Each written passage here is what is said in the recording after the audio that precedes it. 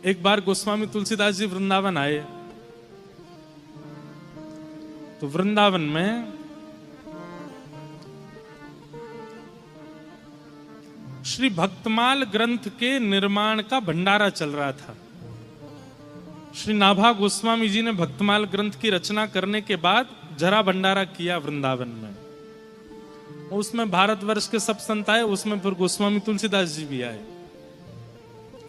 तो जैसे आप सब लोग इतनी संख्या में बैठे हैं, ऐसे ही गोस्वामी जी भी आए, तो इतनी संख्या में भीड़ बैठी थी, तो पीछे ही बैठ गए, सबसे पीछे बैठ गए गोस्वामी तुलसीदास जी महाराज।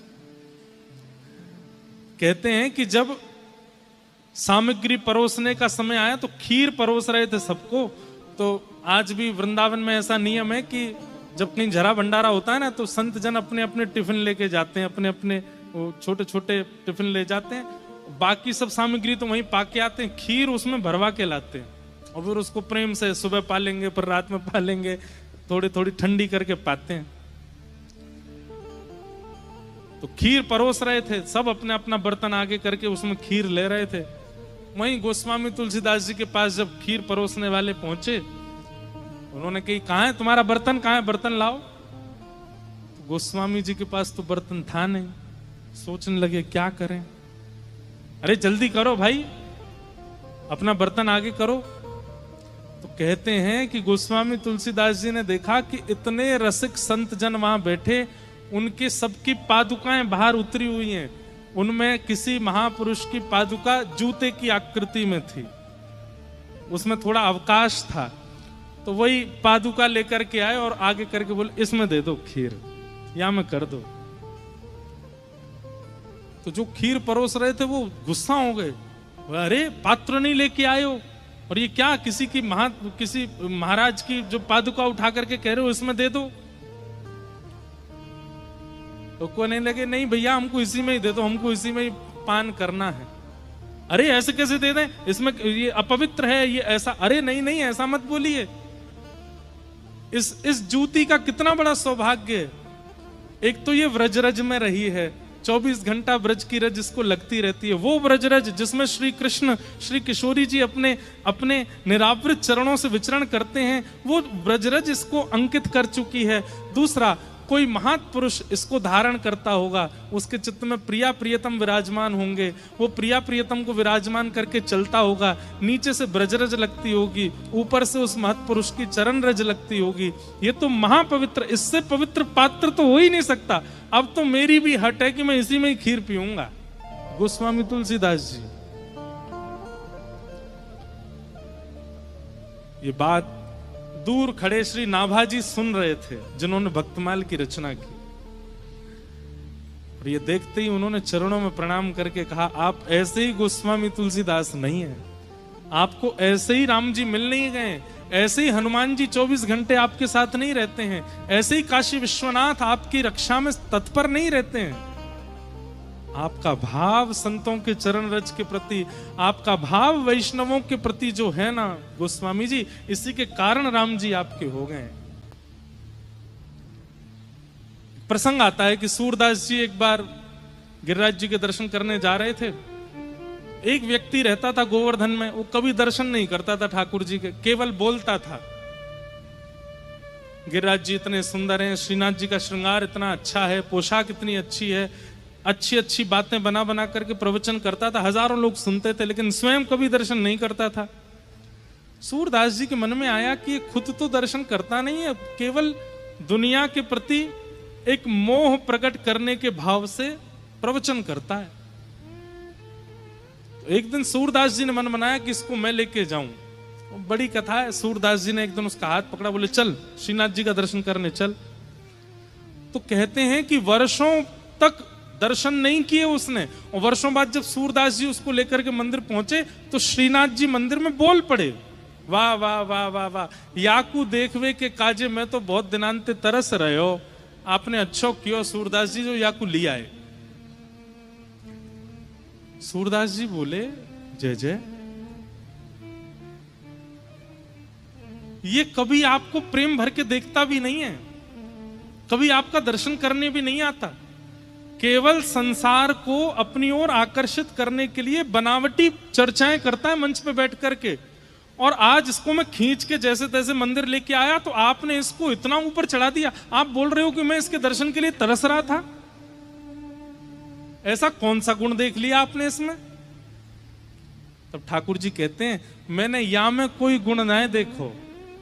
तो फिर बोले तुमने मन बना लिया था कि इसको श्रीनाथ जी के दर्शन करवाने हैं, इसलिए तब से मैं भी प्रतीक्षा कर रहा था ये मेरे सामने आएगा कब। सूरदास जिसको मेरे सामने लाने के लिए बेचैन हो रहा है, मैं भी तो देखूं वो कौन है। इसकी योग्यता नहीं है, लेकिन तुम चाहते थे इसलिए मेरे को इसके दर्शन की अभिलाषा थी। समझ में आई बात? भक्ति सबके चित्त में है। अभी कहना तो नहीं चाहिए, पर एक विमान यात्रा में मैं था, विदेश का ही था। तो मेरे बगल में एक माता जी बैठी थी, कहीं वो सुन रही हो तो अच्छी बात है। तो मैं जैसे ही विमान में आया, गिरधर लाल जी संग में थे, तो मेरे को उन्होंने प्रणाम किया, पैर छुए। मैंने कहा चलो अच्छा है, 10-12 घंटे कोई विदेशी नहीं है बगल में, नहीं तो कुछ भी खाते हैं। मैंने कहा पैर वैर छू रही हैं, प्रणाम कर रही हैं, तो सद्विचार वाली होंगी। मैं जब बैठ गया तो मुझसे बोली आप बिल्कुल कंफर्टेबल ही रहिएगा, कोई इसमें कौन है? मैंने कि इसमें हमारे ठाकुर जी। अच्छा ठीक। जैसे ही विमान थोड़ी देर उड़ा, थोड़ी देर बाद मेरी थोड़ी सी झपकी लगी। जब आंख खोल करके देखा तो माता जी तो पीला वाला पानी पी रही मेरे बगल में बैठ के। अब मैं उनकी ओर देखूं और वो मेरे को बिल्कुल ना देखें, और पीती जा रही है चुपचाप। मैंने बहुत बढ़िया। मैं लाल जी, कई बार विदेशी होते हैं ना, वे लोग पूछ लेते हैं कि आप कहीं अनकंफर्टेबल तो नहीं अगर मैं कुछ ऐसा खाऊं या पीऊं तो। मैंने कहा ये तो भारतीय हैं, प्रणाम भी कर रही थी मुझको। मुझे भाई समझ ही गई होंगी, तभी तो पता होते हुए भी कि बगल में ठाकुर जी विराजमान है, फिर भी एक बार भी इनके चित्त में ऐसी भावना नहीं आई। हम कैसे कर सकते हैं?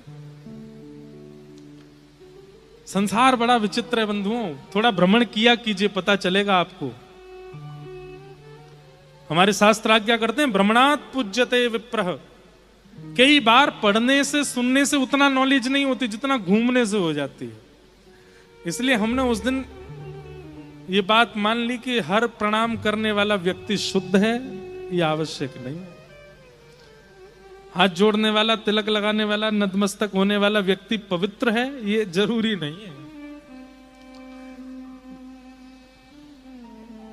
भक्ति नाटक बहुत लोग कर लेते हैं, और आजकल एक बात बोल दें, नाटक बहुत ज्यादा होने लगा है, क्योंकि सोशल मीडिया पर भक्ति ट्रेंड करती है। लेकिन कभी कभी मेरे मन में आता है कि चलो ठीक है, नाटक सही कर रहे हो, कभी ठाकुर जी के मन में अगर आ गया तो आपका नाटक ही सत्य में परिवर्तित हो जाएगा। अभी मैं एक दिन ऑस्ट्रेलिया में एक कथा सुना रहा था कि गुजरात में एक व्यक्ति नरसिंह मेहता का रोल करता था मंच पे आकर के।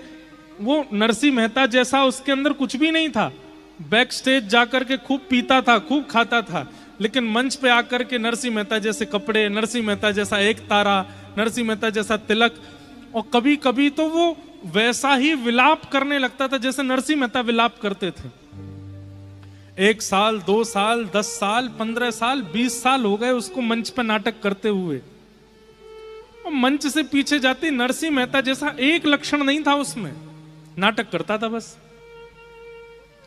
कई बार ऐसा होता है कि नाटक करते करते कभी कभी आप में आवेश आ जाता है। तो एक दिन वो मंच पर और द्वारिकाधीश को पुकार रहा था, हे द्वारिकेश, हे द्वारिकेश, हे द्वारिकेश, द्वारिकेश बोलते बोलते उसकी वाणी में इतनी करुणता आ गई, उसके नेत्रों से आंसू गिरने लगे। वो खुद आश्चर्य में आ गया कि मैं रो क्यों रहा हूं, ये तो केवल पैसे कमाने के लिए मैं नाटक करता हूं, ये मेरे अंदर ये भाव क्यों प्रकट हो रहा है। लेकिन हो गया, और उसने करुण भाव से जब पुकारा, हे द्वारिकेश, हे द्वारिकेश, ठाकुर जी से रहा नहीं गया। ठाकुर जी भी दौड़ते दौड़ते, अरे मेरा नरसी बुला रहा है, मेरा नरसी बुला रहा है। और जैसे सभा में सब लोग नाटक देख रहे थे नरसी मेहता का, ठाकुर जी भी पीछे खड़े होकर देखने लगे।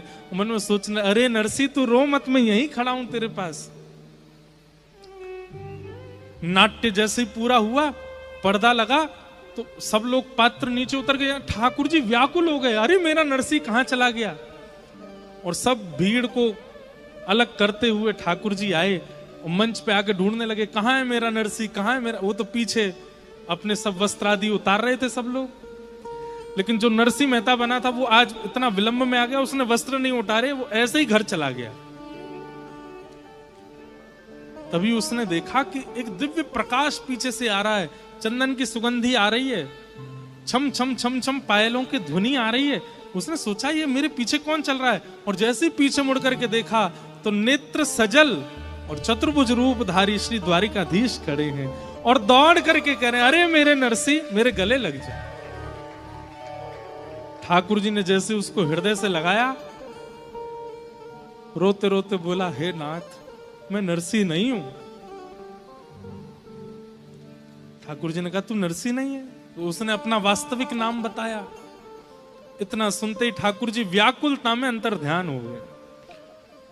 उस दिन उसको इतनी ग्लानि हुई, पहले तो बहुत रोया, ढूंढा, ठाकुर जी नहीं मिले। फिर मन में भाव आया, मैं जीवन भर केवल नाटक करता रहा नरसी मेहता का, और उस नाटक में केवल नाट्य करने से, जिसका मैं पैसा लेता हूं, उसकी वजह से मुझे ठाकुर जी मिल गए। अगर मैंने जीवन में एक लक्षण भी नरसी मेहता का ले आया होता तो ठाकुर जी कब के मिल गए होते, मेरे पास ही रुक जाते, मुझे संगे ले जाते, ऐसे ऐसे मिलकर के बिछुड़ नहीं जाते। कभी कभी मेरे मन में आता है, जब मैं देखता हूं कि लोग बाग केवल नाटक कर रहे हैं, भक्ति है नहीं, तो मन में आता है ठीक है, नाटक में ही सही, कोई और तो नहीं कर रहे, भक्ति तो कर रहे हैं, करने दो। क्या पता एक दिन ये नाटक वास्तविकता में परिवर्तित हो जाए। और श्री राधा रमन लाल जी, आप तो केवल वीडियो के लिए चिल्ला रहे थे, हे राधा रमन, हे राधा रमन, हे राधा रमन। क्या पता ठाकुर जी को आपका वो स्वर इतना प्रिय लग जाए कि वीडियो तो भूल जाए, ठाकुर जी स्वयं प्रकट हो जाए। अरे भैया इतना मत पुकारे, मैं आ गया तेरे सामने, मिल रहे होते। क्या पता वो नाटक कभी वास्तविकता में परिवर्तित हो जाए, इसलिए करने दो। हमारे श्री वैष्णव संप्रदाय में, रामानुज परंपरा में, जिसमें हम दीक्षा दे रहे हैं, हम भी हैं, वहां पे तप्त मुद्रा दी जाती है। यहाँ पर शंख चक्र गर्म करके पधराए जाते हैं, पर उनके चिन्ह रहते हैं। तो अभी दीक्षा हुई जब वृंदावन में, तो शंख चक्र गर्म करके पहले मैं अपने हाथ, ये पूरी खाल मेरी ऐसे सुकुड़ गई थी, क्योंकि पहले मैं खुद के लगाता था, देखता था गर्म तो नहीं है, फिर पधराता था। और फिर भी हमने बहुत शीतल कर करके दी कि भाई कोई पहली बार दीक्षा दे रहे हैं, कहीं उचट के भाग नहीं जाए। तो ऐसे ऐसे लगा के थोड़ी मुद्रा देते। उसमें भी 10-10 बार लगाता। तो एक माता जी आई, उनके यहाँ दुनिया भर के टेंटू लग रहे थे। मैंने कही इनको कहाँ दर्द होगा, ये पहले ही इतना दर्द सहन करके आ चुकी हैं, इनको तो थोड़ा गर्म ही लगा देते हैं। तो मैंने जरा सा देखा तो गर्म था। जैसे ही मैंने पधराया, तो एक में ही पधराते, दूसरे में चंदन का ही लगा दीजिए, बहुत दर्द हुआ। मैंने कहा मैया एक बात बता, ये जो तूने इतने बड़े बड़े टेंटू लगवाए यहाँ पे, इनते दर्द ना भयो? ये तो हुआ था, पर ये पति का नाम है, ये उसका नाम है। मैंने कहा बताओ, वैष्णव चिन्ह धारण करने में पीड़ा हो जाती है, एकादशी व्रत रखने में लोगों की हालत खराब होती है, और वही जब अपनी प्रियतमा की याद में प्यासा पड़ा रहता है, कमरे में भूख प्यास पड़ी है, नहाया धोया नहीं 4 दिन से, तब नहीं आती उसको जरा भी लज्जा अपने ऊपर। ठाकुर जी के नियम करने में कितना दुख होता है। डर लागे और हंसी आवे, अजब जमाना आया रे।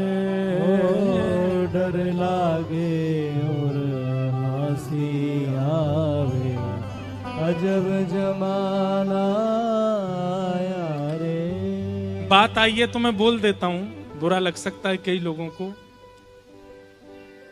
शरीर पर किसी भी प्रकार की छेड़छाड़ मत करवाया कीजिए।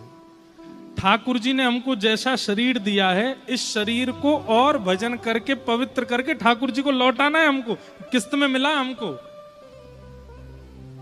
लोन में मिला हमको शरीर। लोन तो चुका नहीं पाए, बल्कि जैसे किसी को किराएदार को आपने घर दे दिया, उससे कह दिया भाई 6 महीना के लिए ले लो, 6 महीना बाद दे देना। अब 6 महीना में उसने खूब कील ठोक करके और पूरे घर का पलस्तर निकाल दिया, पंखा उतार दी, सब वापस लेने जाओगे तो आप नाराज होगे कि नहीं भाई तूने क्या किया, मेरे घर का पूरा जैसा दिया था वैसा ही वापस कर हमको। अब उसके बाद वो कितना भी रंग रोगन करावे, कितना भी, एक बार घर छेड़ दिया तो दोबारा पुराना जैसा नहीं हो सकता। इसलिए अब जिन्होंने ये घर छेड़ दिया है अब वो तो कुछ कर नहीं सकते, पर जिनका अभी बचा हुआ है बचे ही रहना भैया, कुछ करना नहीं। इस शरीर से ज्यादा छेड़छाड़ नहीं करनी किसी भी प्रकार की। कोई ये हम कह रहे हैं ठाकुर जी का भी स्वरूप क्यों बनाना है? हनुमान जी की तरह चित्त में धरो ना, यहाँ सीना चौड़ा करके दिखाओ, तो यहाँ बैठे हैं श्री राम जानकी बैठे हैं मेरे सीने में।